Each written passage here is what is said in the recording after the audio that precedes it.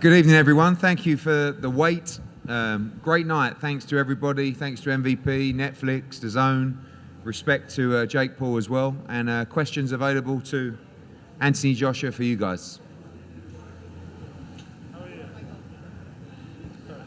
AJ, right here. Andreas Hale, ESPN, to your left. Yes. What's up, man? Good to see you again. Good to see you, too. Back in the U.S., you got the finish that you desired, but can you kind of talk about the frustration of dealing with Jake's movement? Is that what you expected out of him in this fight? And were the things that you think about that was like, I could have done something a little bit better to end this night earlier? So there was two things that could have happened in the fight. Jake would have either come full steam ahead 100 mile an hour, or Jake would have moved around the ring at 100 mile an hour. There's two things I would have done. Tried to shut Jake down at 100 mile an hour, or I would have gone on the back foot. So Jake decided to move around the ring, and I decided to put the pressure on. What I could have done better is a lot of things. 100%. In the fight game, you've seen the amazing fighters that have graced us over the last 100 years, and the expectations that we put on ourselves are immense, but I tried my best. Jake done well while it lasted, but if you remember what I said in the interview with Cameron is, fighting's not just physical, it's psychological. And when you understand the psychological warfare, I did say to you is that, Jake, what's gonna happen? I'm gonna see a time when I'm gonna take your soul and you're either gonna give up or you're gonna get knocked out. And unless you have that instinct, you just will never be a good fighter. So I wish that I could have knocked him out at the start. But as we saw tonight, Jake has spirit. He has some heart. He tried his best, and I take my hat off to him because, number one, a lot of fighters haven't got in the ring with me, and Jake did.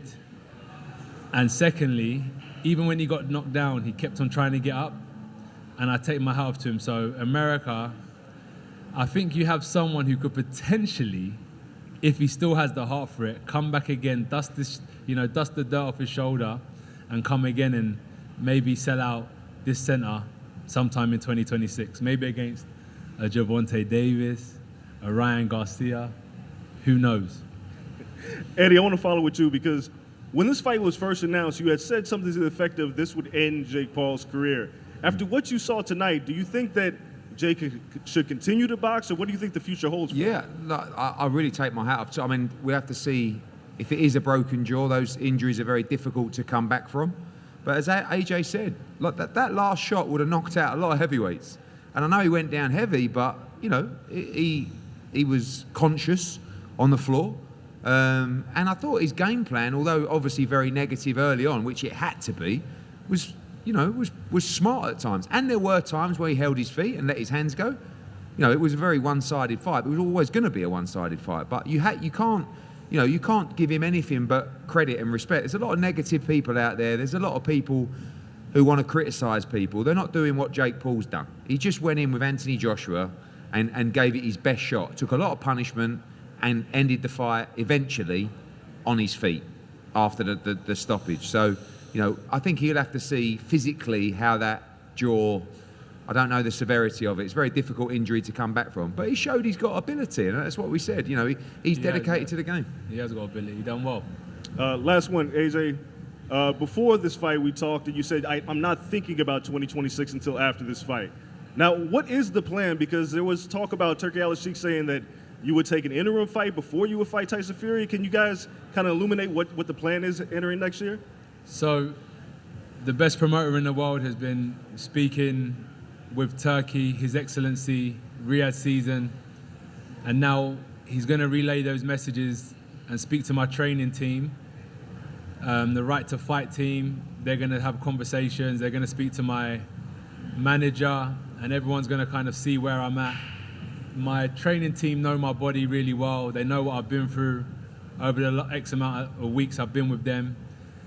So it's up to them to make a decision. They're going to speak with Eddie, and then hopefully in a week or so, I'll have some news. I'm a strong guy. I want to push on, but the coaches it's really up to them. They're the ones that guide me. Fighters will always fight. Coaches are there to guide us.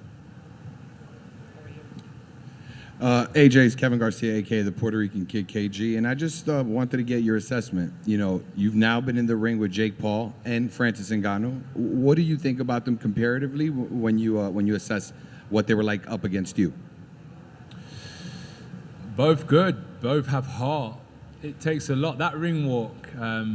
Obviously, 1,000 fighters have done it before me, but it's a.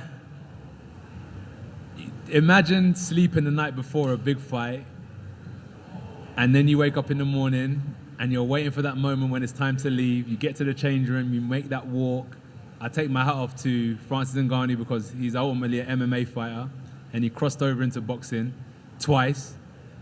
He beat up Tyson Fury, and then had a short fight with me, but he walked in that ring twice. Credit to him. Then Jake Paul, who has been boxing now for 5 or so years at an elite level, the amount of pressure that's been put on his shoulders, and he's lived up to that pressure.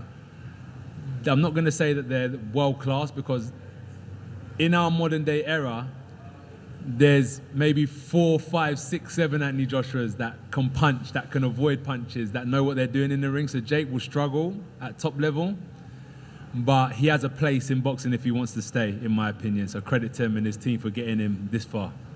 Thank you. And just one other question for you, Anthony. Can you talk a little bit about, was it frustration or what was going through your mind when, some of the clinching was happening? You had hit him a few times on the, you let him go a few times, but then there was a time on the break where you gave him a few good body shots. What was happening in the ring? So 2 things were happening in my mind in the clinches. In the clinch, he done really well. When you're in survival mode, you will always find a way. So I was trying to look for certain shots. I actually wanted to let my hands go in the clinch, but he done well to tie my hands up. And as you could see, when they were free, I tried to land a few body shots. And I tried when I could. It was a bit messy, but from a systematical breakdown, the right hand landed, it found its home, and the referee waved it off after. Did he get counted out, or did the ref wave it off? I believe he got counted out. So the right hand found its home. Knockout, yeah. I would have loved to have landed some more body shots, but it weren't for tonight, maybe in the future, but we got the job done in the end anyway. Congrats on the win, AJ. Thank you, mate. Jack from The Sun. A question for you, Eddie. There's actually been some rumours around the circuit this week that there's a fight for AJ in February next year against the kickboxing champion, Rico Van Hoven. Is there any legs to that? No, we've been talking about a possible fight with Turki Al-Sheikh. Couple of opponents mentioned. The biggest challenge now, as AJ said, it's 8 weeks tonight. He had a very tough camp, 8 or 9 weeks with a new team who gave him a good working over. So we will sit down with that team and talk about when he will be ready to return. So in an ideal world, that would be the time. But we're going to see when he's ready. Rico, whoever it is, we haven't finalised that yet. But the date really is what we're going to work on over the next 4, 5, 6 days, because we're not going to rush him back if he's not quite ready. But it won't be long. And the plan is to fight in the spring, and then obviously fight Tyson Fury. AJ, if you had it your way, would you just go in to fight Tyson next, or would you like one more? Yeah, I would.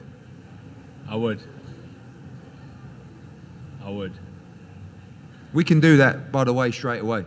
No interim fights.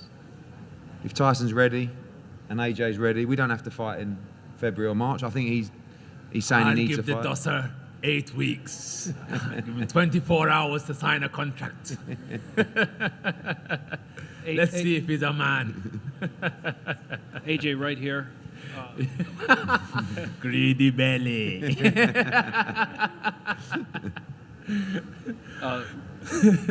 Right here, Rafael Frado with FightNews.com. He's looking, saying, "Let me do the fucking. Let me come. Come, wait. We have Tyson Fury's cousin here. Go on, let them hear your skills. We'll do that. Tyson, what are you saying about maybe going straight into the fight with no warm-up? Well, I'll tell you what, I'll do it right now, 100%. Go back into that Kaseya Center, put that ring together, and put me in with him, 100%. And what's John Fury saying? How's he feeling about the fight? I tell you what, you know it, we all know it, everyone here in America knows it. It's the biggest fight in boxing. Let's do it, 100%. And part of the new team, obviously, Alexander Usyk. Who do you see winning the fight? For me, you know I have to go with the teammate. I have to go, but it's a very big fight, and we look forward to it, okay? So, obviously, AJ is a fan of you, Mike Tyson. What do you think about the fight with him and Tyson Fury? I'll tell you what, it's huge. There's something so big about it. And I think it's a big fight for British boxing, but not just that, it's a big fight globally. But we are in America, and I know Donald Trump wants to see it some. It would be great if we could have it in America. It's a big fight. Yeah. It's and a what of very Trump? big How's fight. Trump? What do you think Trump would say about bringing that fight to the USA? We could bring it to the USA. We've got the World Cup here. That's going to be so big. The biggest World Cup you've ever seen in your entire life. So let's have it here.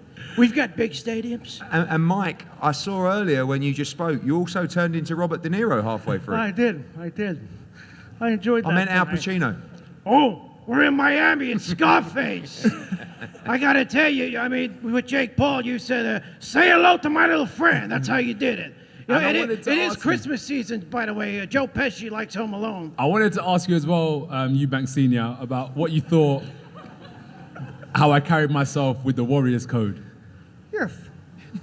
I thought you carried yourself very well. I really did. I did that, and it was amazing to see. But I believe your promoter does a far better Chris Eubank Sr. And he doesn't do it in the interviews with me, so I think he should do it right now for me. Anthony Joshua, how do you think you done tonight? Man, listen, man, I'm working on you. I'm working on you. That's it. I'm going to come over there and give you one of these. Man, it's a work in progress. Thank you. Hey, Rafael Frado with FightNews.com. AJ, I want to ask you, you mentioned the psychological aspect of the game. It seemed like all your answers, the look in your eyes, everything, you just seemed to be very in tune, very aligned during the lead up to this fight. Was that just your reassessment of the game from being off for that amount of time, or the new camp with Usyk and his team, or is it just that you're a veteran now and the way you approach the game is different? Good question. New team. They given me like a spark, a love for the game. Again, I took a year out. I needed that. Sometimes things can be going 100 miles an hour. Just needed to slow it down a bit and actually have a look at what's going on around me. And I think that's been important. And now I can just say, I'm just an athlete. That's what I want to be. I just want to be an athlete now. While I'm still competing and just give it 100%, I don't want to be anything else. I just want to be an athlete. I don't want to be distracted. I don't want to be a businessman. I just want to be an athlete, and I think that's my business. That's my business, and if I can focus on that, I think I can reign again.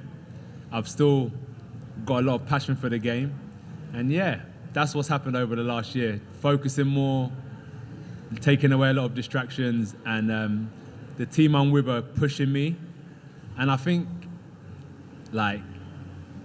even though it's hard, I know that's what's needed. And I'm welcoming more.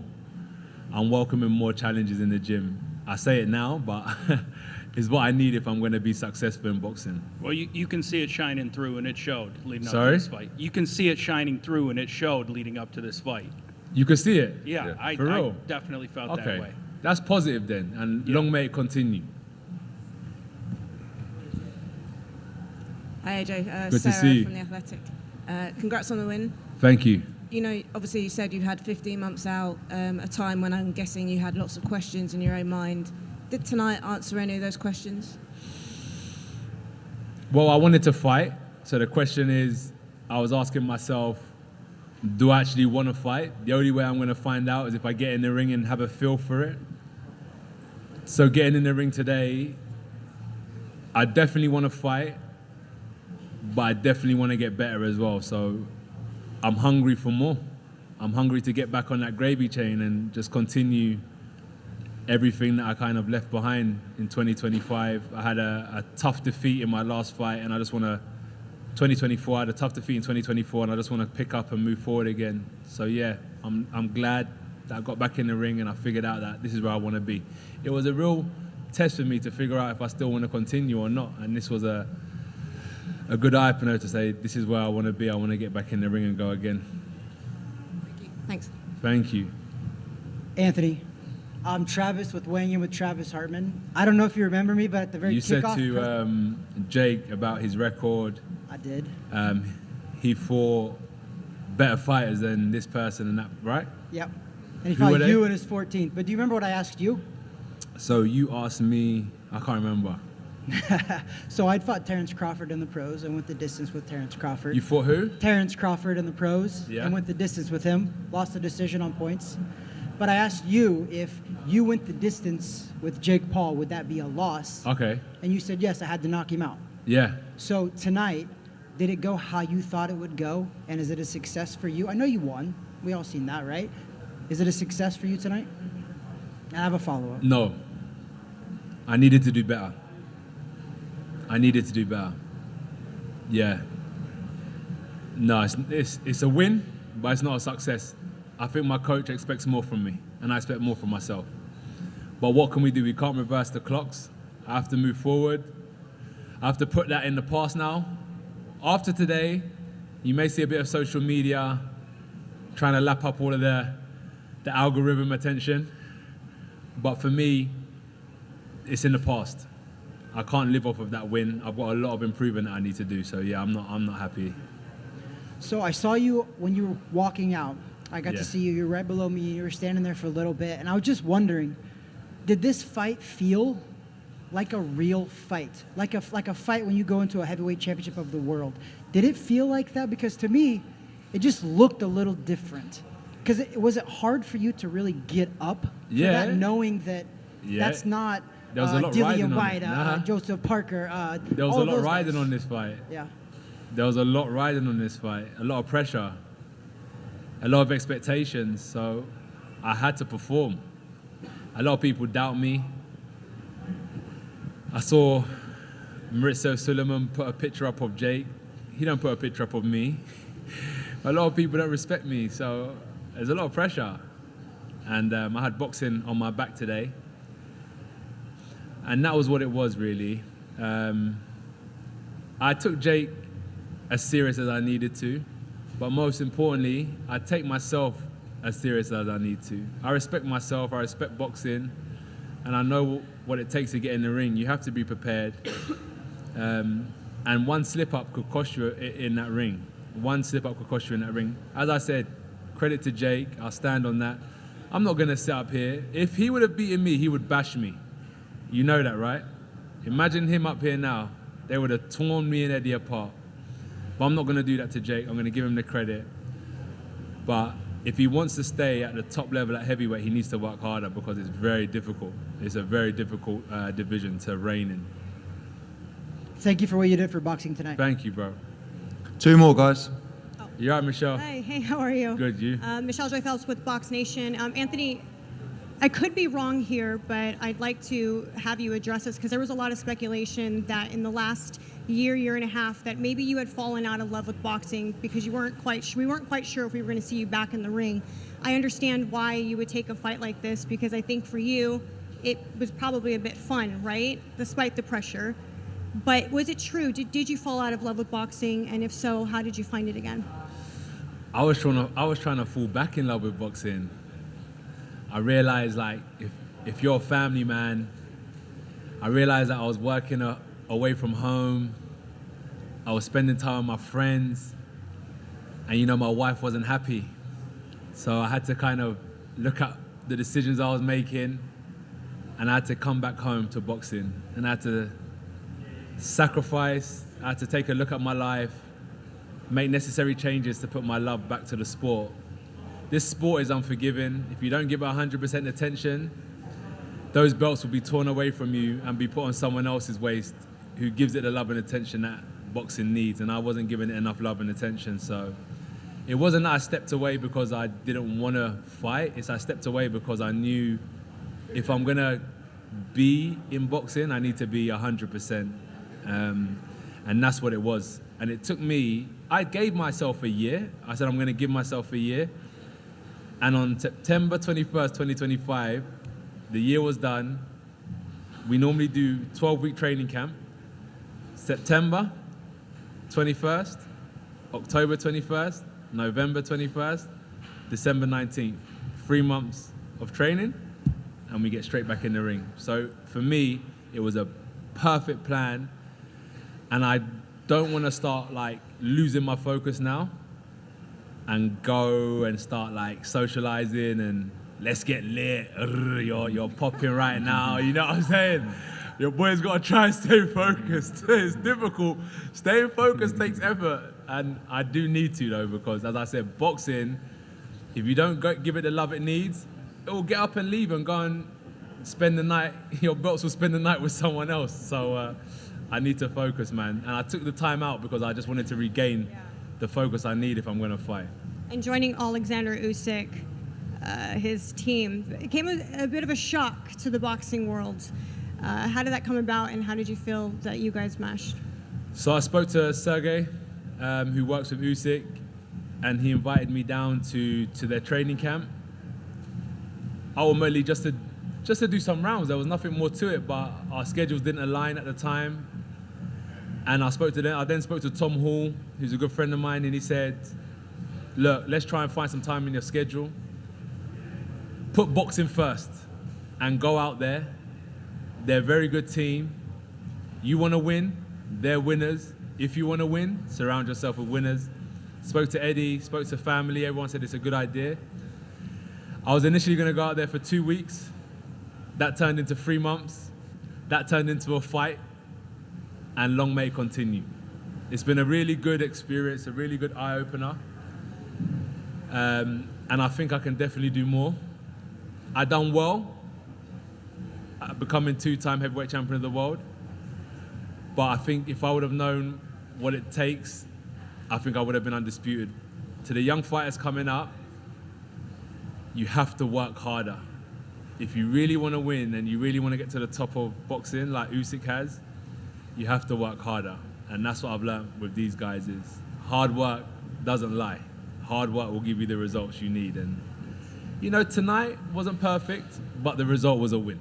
And that only happened because of the work we put in over the last 2-3 months. So thank you to the team for your efforts. I appreciate it.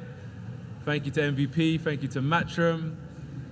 Thank you to everybody involved. I hope I see you guys soon. And for those that celebrate Christmas, enjoy your Christmas. And for those that don't, enjoy the festive period. Thank you for your love, appreciation for the sport, and we'll see you soon. Thank you. All good. Thank you, guys.